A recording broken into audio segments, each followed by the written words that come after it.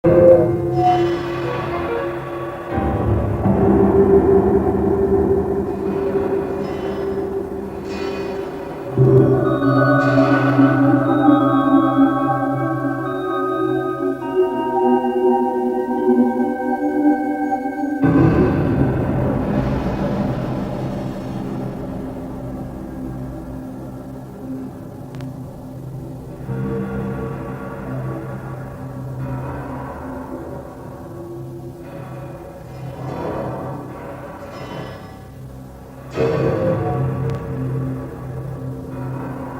out of nowhere, flying saucer mystery is with us. Airline and Air Force pilots. The Air Force itself has officially admitted that flying saucers exist. Is there another civilization somewhere? Are we under surveillance by an intelligence that has revealed itself to us? Hazardous and dangerous and greatest adventure on which man has ever embarked. Is life everywhere the same as us? Or are we just one example of a vast array of possible kinds of biochemistry? The paradigm of science is not equipped to handle this. Identified flying objects. Believing in them is a matter of communicating with them. Very strange and unusual. Economic reasons, political reasons, military reasons. It's not a scientific issue. It's a puzzle. It's a puzzle, but it's a puzzle that's worth exploring.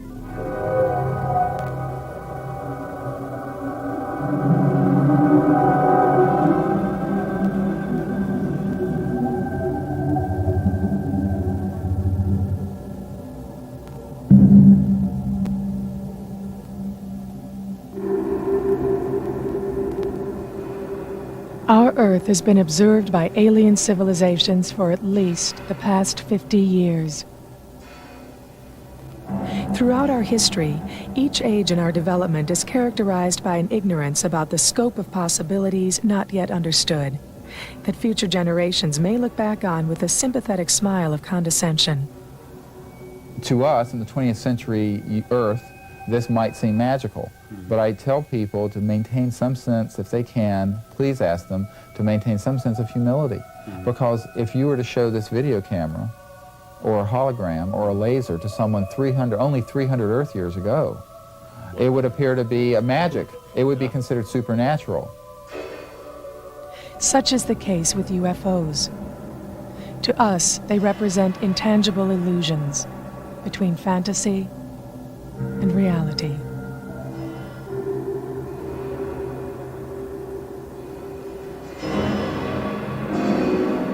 "400 years ago, the Earth was believed to be the physical center of the universe. Nicholas Copernicus, and later Galileo, challenged that belief, suggesting that the sun was the center. And still 200 years would pass before William Herschel's stellar observations, and later Edwin Hubble's classification of galaxies, relegated our sun to a single, insignificant star among billions. Only then do we begin to imagine our place in an incomprehensibly vast cosmos." I think there is a certain twilight zone of phenomena that, if confirmed, would really overthrow the entire materialistic worldview. Let me just say, as a professor of philosophy who writes professional articles and knows how to do academic research, there is in this field some incredibly good literature, very sophisticated material. There's just a wealth of information, and I would challenge anybody to disprove that. You see, anyone who says there's no evidence to study has not looked. It's as simple as that.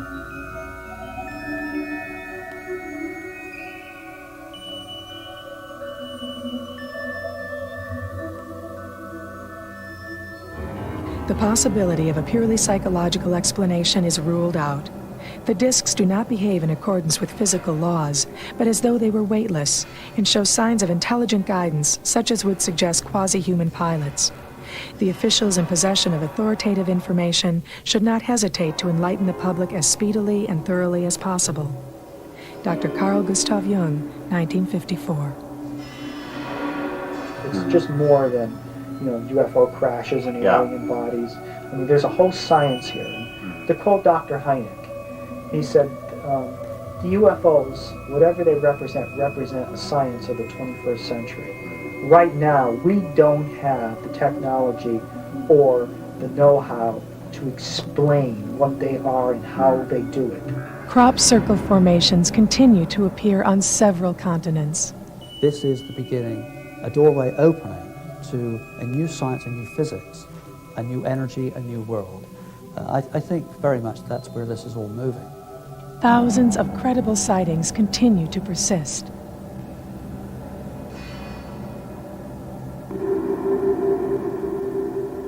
The subject of UFOs is part of the subject matter of some courses that I teach. Oh, good. So it's got academic credibility in the community. Yeah. At least as far as I'm concerned, the evidence is really overwhelming that extraterrestrials are here. It's hard, after you see 5 weeks of that material, it's really hard not to have that opinion, I think.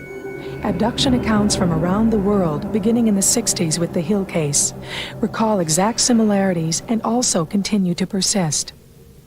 You know, the problem here is in a way, it's the messenger. Here I am, a historian at Temple University, here Bud's an artist at Hopkins, and there's Mike Swords, who's at Western Michigan University, and various people saying these things, that this might be happening, is, well, the fact that we are saying it automatically means it can't be happening, because the message is far too big for the messenger. If this were truly happening, we would not be the messengers. The President of the United States, the Secretary General of the United Nations, they would be the messengers, and that would mean it wouldn't be happening. So no matter how much we say it, and no matter how much abductees say it, that automatically means it can't be happening. The UFO phenomenon has been a part of our lives for the past 50 years. With it comes the possibility that we may finally discover who we are and what we humans might accomplish in a vast cosmos, endowed with intelligence. What I always state about this phenomenon is that taken together, the collection of all of the photographs, the videotapes, the accounts that I've been mentioning, the ground traces, the physical marks on people's bodies, the descriptions of the events in the craft, and et cetera, the sightings, all of that constitutes an extraordinary phenomenon. And I think it is indisputable that an extraordinary phenomenon demands an extraordinary investigation. To continue to dismiss the UFO phenomenon may very well be ignoring the most profound occurrences of our times. In our struggle to achieve technological dominance of the physical world, we have endangered not only ourselves, but countless other living forms. And in the process, we seem to have lost a profound sense of our place in the cosmos. The paradigm of science is not equipped to handle this phenomenon. Sociological reasons, threat, denial, psychological reasons, economic reasons, political reasons, military reasons. It's not a scientific issue. So there's a lot that scientific method, as we know, can do to study this phenomenon. But what it cannot do is try to explain the meaning of it or the purpose of it. This must be left to another type of reflection. For the last few years, it's been thinking a lot more about what's happening on this planet and seeing that the evolution of human consciousness has reached a crisis point, which goes along with the time when we have the potential to step out and start exploring the stars. That's the challenge where we're really facing at the moment. We've become masters of the material world, and technology is really, technology is tools, and we've got the most incredible tools now to do almost anything we want in the material world, including stepping off this planet into space. But I think what we've got to become is equal masters of our minds, and that's the next frontier, is inner space. We've got to stop being victims of our fears and all the stuff that's inside us. We've got to actually become masters of ourselves, move beyond this egocentric phase, so that we can then become the true masters of our technology and use that with wisdom for the good of ourselves, the good of the planet, the good of the cosmos.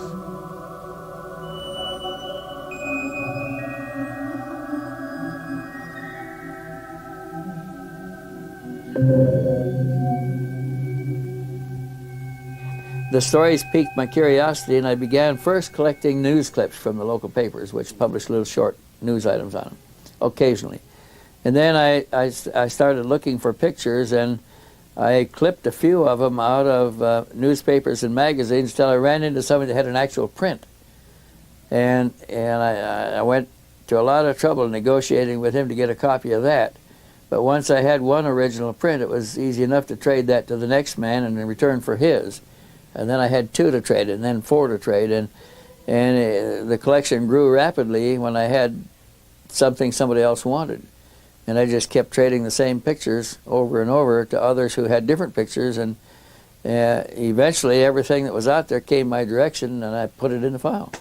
So at the present time, I think there's over 4,000 pictures in the files, and they're all different pictures, but it's purged, pretty well purged. I don't have any in there that I know are fakes or have strong reason to believe are fakes.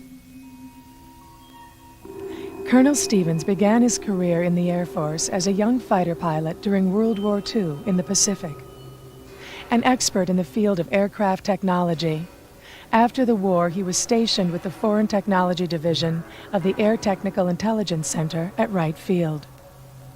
During his 24-year career, Colonel Stevens played a role in the negotiations which led to the Japanese surrender and served as a consultant to the Bolivian Air Force in its structural formation.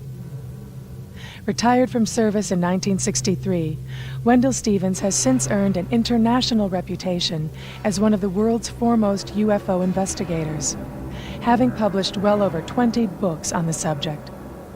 His interest in the phenomenon was established in 1947 when he was transferred to Alaska and placed in charge of B-29 crews flying missions over the Arctic. When I got to Alaska, I found that my additional duty, I was assigned there as an assistant base operations officer, completely out of my specialty. My specialty was technical engineering. As an assistant base operations officer, and my additional duty was supervising a team of civilian technicians from Wright Field, where I had just come out of, that were installing special equipment aboard the B-29s that were flying their target profiles are over all the B-29 crews had their targets in Russia, and they carried them home with them. They had them with them all the time so they could get on an airplane in 5 minutes and have the targets with them. They were required to fly a profile mission on their targets over the Arctic in Arctic airspace and their Arctic conditions at least once, and every crew was rotated through Alaska to do this. My team was installing special equipment to look for anomalous aerial phenomena, is what the Russians were calling it. We were calling them flying saucers. We were looking for surges in the electrical system. We installed surge detectors in every system on a B-29. There's 5 or 6 different electrical systems. We installed magnetic detectors in the lines. We installed cameras in positions that didn't have, all the gun positions on the B-29 already had 60-millimeter cameras in them. But we installed other cameras that looked forward and looked aft. We had handheld cameras. We had even 35-millimeter movie cameras and a big 70-millimeter movie camera that could be used. And they also had a Fairchild 8x10 camera that was a big thing like this. It took a picture on an 8-inch by 10-inch negative. So all of that stuff was carried aboard the airplane, and after the operation people briefed the crews, then after the weather people briefed the crews, then the Coast and Geodetic Survey people briefed the crews, then I had to brief the crews on the equipment that my team had put aboard and how to use it and what it was for. And if they got anything when they came back, they were debriefed in the same order, and if they had experienced anything, they'd be turned over to me last, and they'd tell me what they experienced one by one. And while they were doing that, my crews would be downloading the cartridges, cassettes, and film cans, and all of those things we had. And if they had had an experience of any kind that was unique and important, the data would all be boxed in a metal box looked like a little footlocker, about that long and about that wide and about that high. And that was padlocked on a lieutenant's wrist and flown out to Washington every night on a courier. And he had to go to a certain office that had a key to take it off to unlock him and turn him loose. And they kept the box and sent it back on the next courier flight. We had several of those, and this was how the data was transmitted to Washington. We never had no way to read it. We couldn't develop that. We could, but they weren't allowed to develop the film, to read the tapes, to look at the movie camera film. Nothing. But you were hearing stories. Well, we'd hear the stories that resulted from the action that was on the film, but we never got to see any of it. So there were some real interesting stories about seeing objects sitting on the water, submerge and disappear as the B-29 came along. Other times they'd take off and fly away. Some once was seen to come to the surface and emerge and fly away. They saw them take off from the ice surface of the ice pack up there, the snowfield. And these are big objects, 100 feet in diameter, that have no ground support equipment. You know, to get a B-29 airborne in the Arctic in the wintertime, it takes a field of equipment around the B-29 as big as the B-29. Well, here were bigger craft sitting on the snow up there with no ground support equipment that take off and fly away at high speed. And that puzzled our senior leaders a good deal, because they wanted to believe that it was a Russian innovation that had come out of the war, that they didn't want to accept the idea that it might be extraterrestrial. In fact, I was almost alone in that idea. Most of the time I'd tell my boss that I thought they were extraterrestrial beings, and he'd laugh and he'd say, they can't come here from there and go back. Why would they come? Because cosmic distances are too vast. You know, if it's going to take you 50 years to get someplace and 50 years to get home, who's going?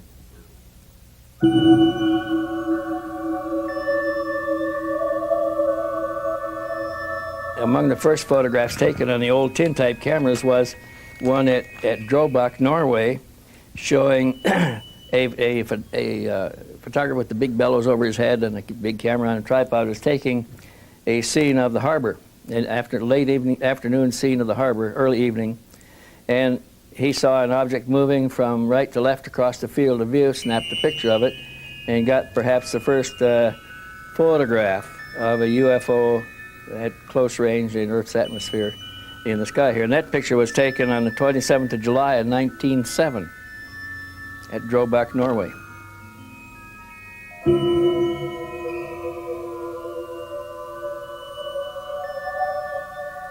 The next picture of importance, and probably the second or third picture of UFOs taken, was photographed by Mr. Alfredo Fandricas, a weekly news magazine reporter for a paper in Fatima, in Portugal.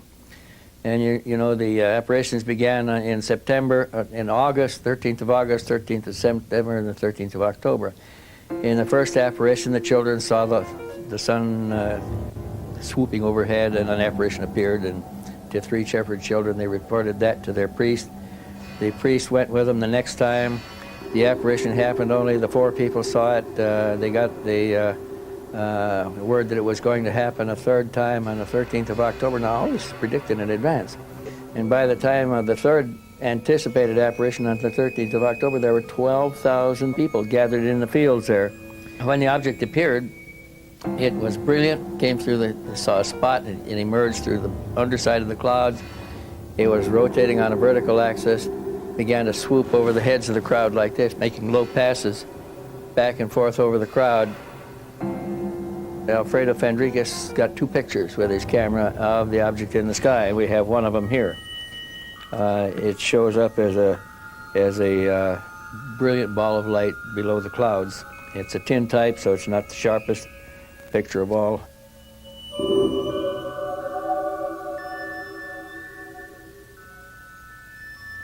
Then the next pictures of consequence were the pictures taken during the Japanese invasion of China and their Manchurian operation. They used aircraft, and objects appeared over the flight line of the Japanese bombers preparing for missions. They appeared following the bomber formations in flight. They appeared in the sky above formations. They even passed through formations, much like the Foo Fighters of modern history, modern war history, except they were something else then. And it was during that time, during the Manchurian occupation, that a Chinese or a Japanese general in the occupation forces was walking down the street in Tianjin, China, and his attention was drawn to an object in the sky because the street photographer, one of those with the old bellows camera, had it set up, and people started pointing and shouting and pointing to the object in the sky. Rickshaws stopped, crowds stopped, people pointed. The tintype cameraman aimed his camera and took one picture of the object coming down the street. The Japanese general went over and bought it and took it back to Japan. And that's the photograph made in 1942 at Tianjin, China, in the middle, full day, daylight. The next one of any serious importance was one that was made over Los Angeles on the 24th, the night of the 24th to 25th of February 1942. And this was after our war with Japan had started, and we had our cities in blackout at the time. Los Angeles was blacked out every night, San Francisco, San Diego, the whole west coast of the United States. And at early in the morning, like 1:30, 2 o'clock in the morning, disc-shaped objects appeared over the city. And the anti-aircraft batteries turned on the searchlights. The objects passed back and forth through the searchlights, some dozen objects in the sky. They started, anti-aircraft batteries started firing on them, and they fired, golly, they fired 1,430 rounds, anti-aircraft rounds of ammunition. Didn't hit a thing that night. They killed a few people. The falling metal from the anti-aircraft shells killed people, dogs, set houses afire, did a lot of damage, but didn't hurt any, didn't bring down any alien craft.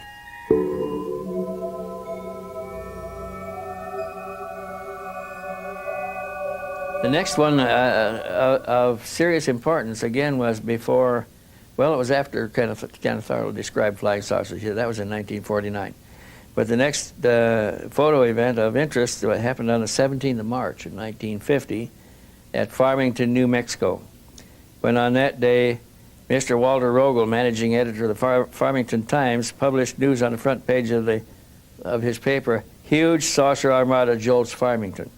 Now what happened on that day, the town's population of about 5,000 people then, looked up and saw spaceships, circular, disc-shaped, metallic disc-shaped craft with domes on the top, passing over their city. They were changing position within the formation like a flock of bees or birds. They did not maintain a regular established formation. It was just a large gaggle of objects that flew over. Hundreds of them flew over for almost 2 hours, and the same thing happened the following day. One picture escaped collection by the military people that went there and canvassed the houses. They took all the pictures, took cameras, but somebody had in town, left town after taking the photographs and took one to Durango, Colorado, where he turned it into the Durango paper, and Durango published this one photograph. Shows about 7 or 8 of the objects in the sky, 5 of them in a loose formation at lower level, and 4 or 5 at higher levels beyond it.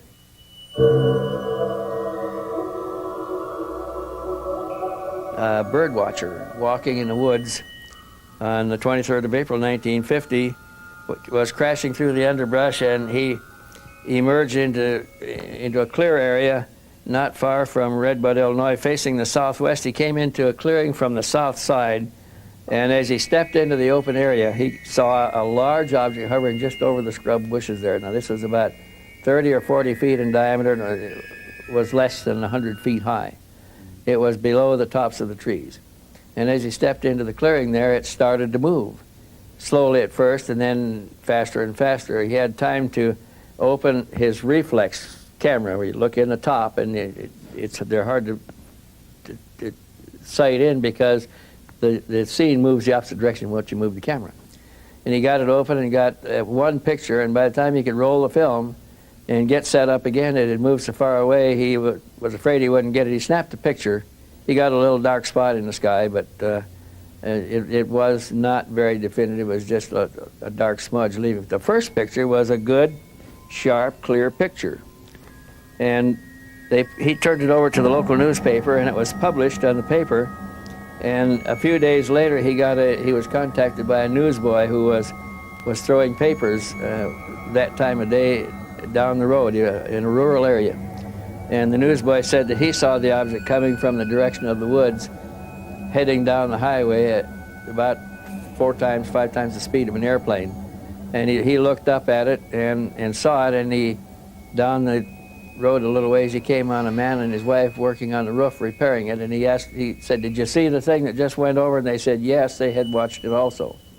So there were other observers that corroborated Dean Morgan's story, and they came out in news reports the following day. So that was an interesting sighting because it represented a type seen rather close up and photographed within 100, 150 feet, 200 feet of the camera.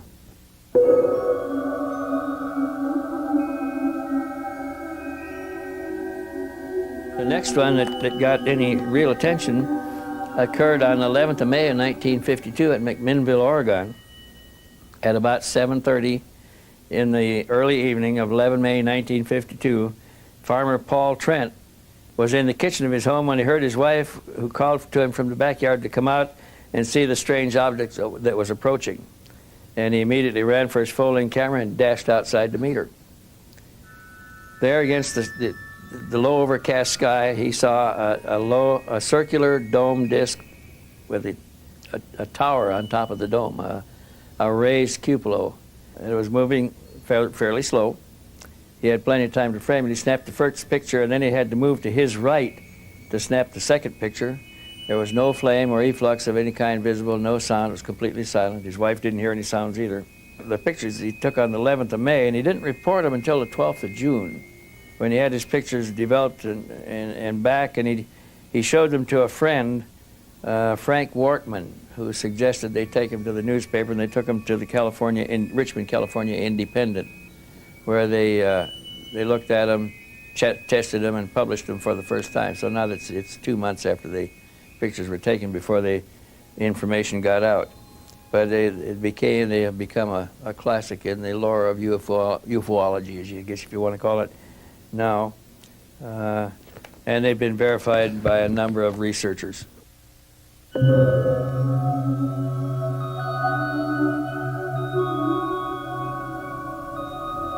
My hypothesis is that these people who are driving these UFOs, or at least the people who designed them, have a technology that's more advanced than ours. I mean, I think that's obvious, that they're more advanced than our technology. Their technology is so advanced that they have figured out a way to artificially warp space-time the way a black hole does, only without all the gravitational effects that rip things apart into their constituent atoms. So that they can actually manipulate. They have some sort of a generator in here so that they can actually produce this field around their craft like a little bubble, a little private universe that they carry around with them. So that they can actually step out of normal space-time into their own private universe and then step back into it at other coordinates. So if that's possible, then they can not only come from all these distant places, but they can also come from parallel universes that coexist with ours and we're not able to see because they're on a different vibrational level or whatever. They can even come, probably, from our own past or our own future. Because as the quantum physicists are telling us now, the past, present, and future are not separate. Our idea of the stream of time is only an artifact of our consciousness. It is our consciousness that's traveling. It isn't that things are happening cause and effect in a linear fashion. It is our consciousness that's doing that. So the past and future actually exist simultaneously with us, and if you're able to warp space-time, you can travel to and from them. Time is not linear. In fact, it doesn't exist. It's just a concept that we use to describe aspects of space-time, and it's an artifact of our consciousness. So this warping of space-time, I think, can explain a great many things about the UFOs.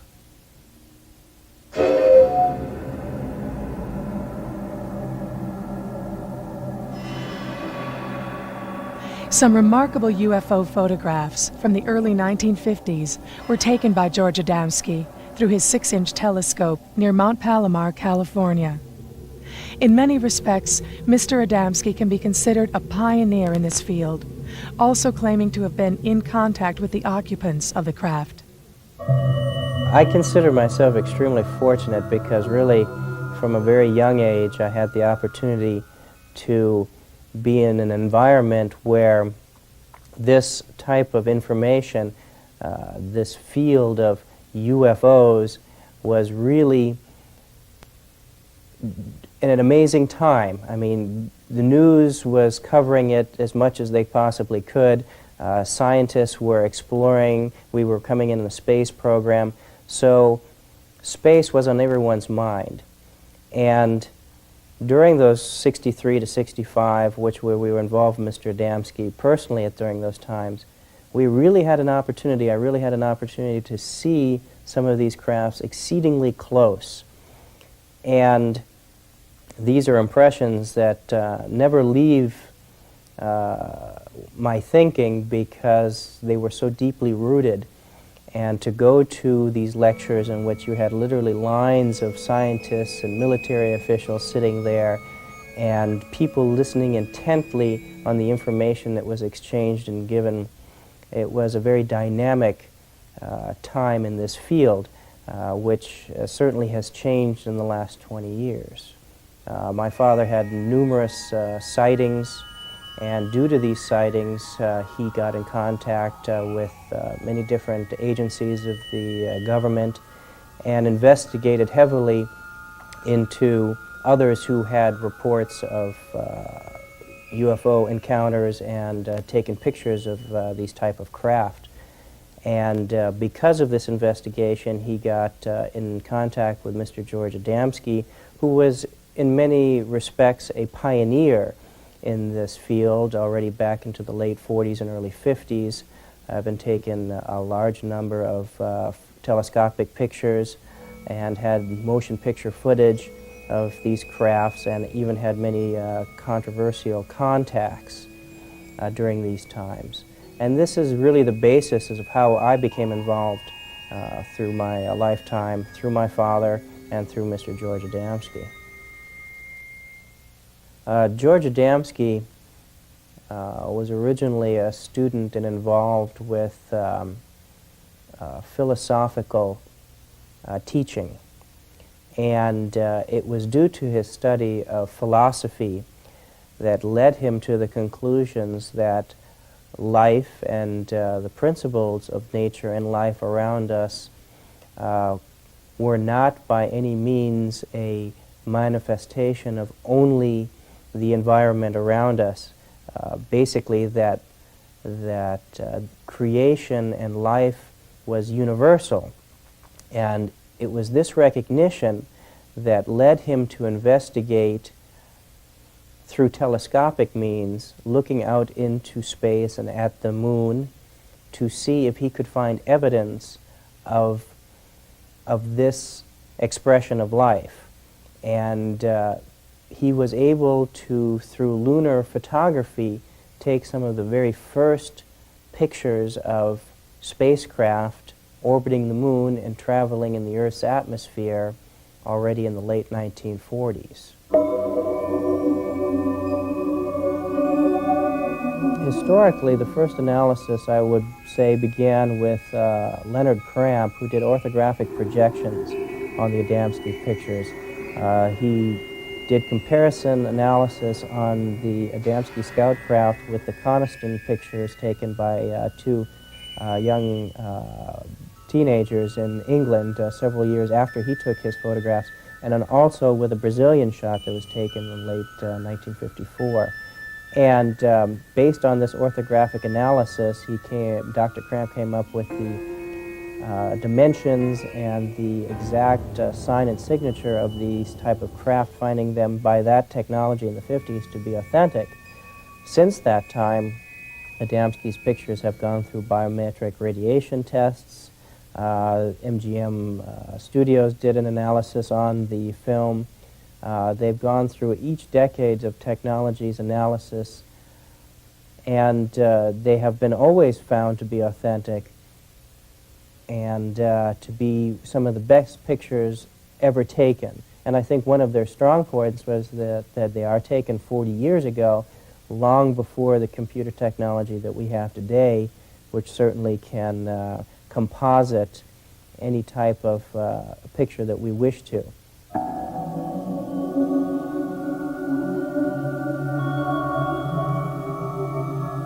In this particular shot, we have a picture of a cigar-shaped craft, with its propulsion system fully operational, so it looks like it's enveloped in a luminescent shield of fluctuating light. And it's located between the Earth and the Moon. It was taken by a 6-inch telescope Mr. Adamski took in the late 1940s. And this craft can be in dimension anywhere from 1,000 feet to several miles in length. And this craft here is the same type of craft as you see in the picture above, but you can see the outline of the hull itself. And this is in orbit in the Earth's atmosphere. And here is another craft around the Moon, and you can see it's trailing behind it the several other craft in sequence as it's around lunar orbit. And here we have another shot around the Moon, and you have here half a dozen craft in formation flying along the surface of the Moon. In early March of 1951, through his 6-inch telescope, George Adamski was able to photograph a remarkable series of 4 photos as the large carrier-type craft was releasing 6 scout craft.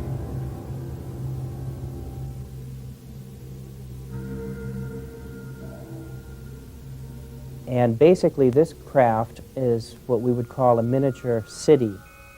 It is in an environment that is enclosed to itself, and these bell-shaped craft, like our aircraft on an aircraft carrier, are housed in this cigar-shaped craft, and so this is used for distance travel through long distances of space. The bright, glowing effect of the craft is a result of natural particles in space coming into contact with the resonant field generated by the craft. This effect can also bend the light waves entirely around the craft, causing it to disappear from view.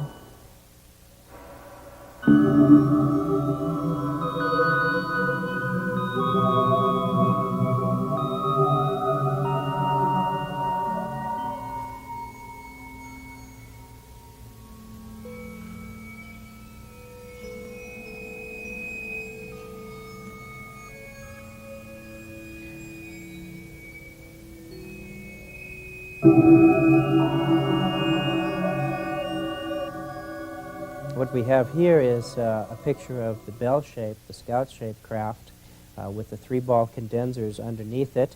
The condensers are a means in which the polarity, the electromagnetic polarity, can be shifted direction, and it's set up triangularly, so by shifting polarity from this angle to this angle, the craft maneuvers in a 3-dimensional field.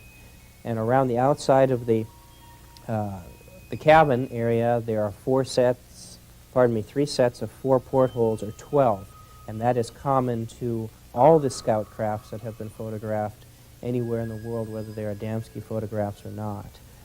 The scout craft never touches the surface of the planet. In other words, when it comes down to land, even when the propulsion system is shut, what you and I would consider off, there's always a trickle charge going through, so it maintains several inches off the surface of the ground. So the 3 balls that you see underneath the saucer portion of it have nothing to do with landing pod, because the craft never rests on the ground. These are part of the propulsion system that help to direct the magnetic field and the magnetic flux underneath the craft. These craft operate on what we would call a pro-gravity field. They do not believe in fighting the principles and the forces of nature, because they're far too strong. What they do is they believe in blending harmoniously in with those forces. And it's very much like you can jump against a ocean current and swim and expand a lot of energy, or you can turn around and let it carry you where it's going. And they follow the currents of electromagnetic energy through space from planet for planet. And this is how they operate. Although George Adamski may be better known for his pictures of extraterrestrial spacecraft, he was far more concerned with letting people know that it wasn't just the existence of these craft that was important, but actually who was behind it and the reasons why these people come to visit us. And I think that is to a great extent lacking today. We hear so many stories of all types of interaction and contacts that are of a fearful or harmful or aggressive nature, and this is exactly contrary to what George Adamski spoke about and what his life work was really concerned with doing, and that was to educate people into the purpose behind these contacts and the reasons that they came to talk to us and the benefits that we as a civilization can derive from interactions with these extraterrestrials.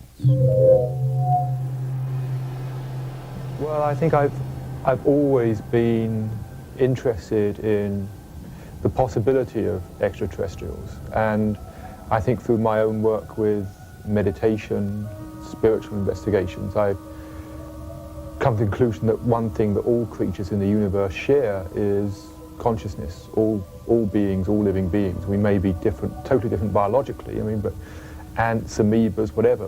One thing we all share is that we are conscious creatures. The nature of our consciousness, what happens in our consciousness, may vary enormously, but that seems the common ground, the common bond between us and any other species there may be elsewhere in the universe. And I just, for the last few years, just been thinking a lot more about what's happening on this planet and seeing that the evolution of human consciousness has reached a crisis point, which goes along with the time when we have the potential to step out and start exploring the stars. And it seems to me that any species which gets this far has to take some sort of cosmic intelligence test, which says, are you really intelligent? Are you really wise enough to be able to use your technology for the good of the cosmos rather than just for your own ego needs? And that's the test we're facing now, and if we fail that test, then I think we will wipe ourselves out or put ourselves back to the Stone Age or something like that. Conversely, if we get through this time and develop the capacity to begin to travel, whether it's materially or psychically, across space, we will have proven that we can move beyond this egocentric phase of consciousness. We will be, to all intents and purposes, saints, wise beings, whatever you want to call it. So conversely, I feel any species that has developed the ability to be in contact with us here, again, either physically, psychically, whatever, must have gone through that itself. It must have passed its own cosmic intelligence test, which means as far as we are concerned, they must be the level of consciousness of angels or whatever. I think all the stuff about extraterrestrials being malevolent beings, they're coming here to zap us with ray guns, all that stuff is just a projection of our own fears, of our own ego, of our own warlike nature, which we've got to transcend. Any extraterrestrials must have transcended that, or they'd have wiped themselves out. So it seems to me that if we're going to consciously approach them, we need to do so on the level of consciousness, like we would approach some guru or angel or very wise spiritual beings. That's what I think they are, is wise spiritual beings relative to us.